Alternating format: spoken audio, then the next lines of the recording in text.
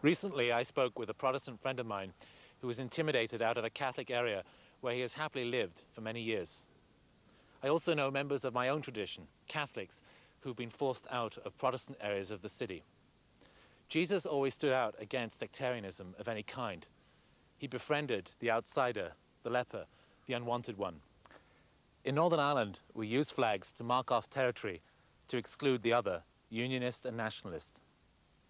If we're to ever have a new Northern Ireland, we'll need new flags, flags that celebrate diversity, acceptance and inclusion. Personally, I like the rainbow flag because while each colour maintains its own identity, it's also part of the whole. Christians, I believe, are called to become the rainbow people of God. There's a Native American poem that says that the rainbow is the symbol of the union of all as one big family. Our churches and our society need to become more inclusive so that we can accept the other, whatever their difference. Nationalist and unionist, Jew and Muslim, conservative and liberal, Buddhist and Hindu. We need to listen to the voices of women who are asking us to see how they're excluded from full participation in the life of our churches. Can we be challenged by the person who's HIV positive, by the homeless person, by the poor, by the victims of crime, by the traveller, by mentally and physically handicapped people, indeed by anybody who's on the margins? Take, for example, attitudes to gay and lesbian people.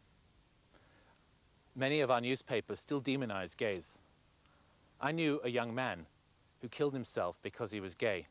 He simply could no longer bear the hostility that he took, even from his family and friends.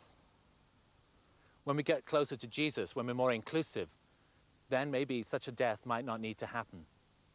Archbishop Tutu said recently that the churches make gay and lesbian people doubt whether they're the children of God. And that must be nearly the ultimate blasphemy. Something is seriously wrong when people on the margins don't feel welcome in our churches. We need to learn to respect such diversity. When we become the rainbow people of God, we will be as inclusive as that.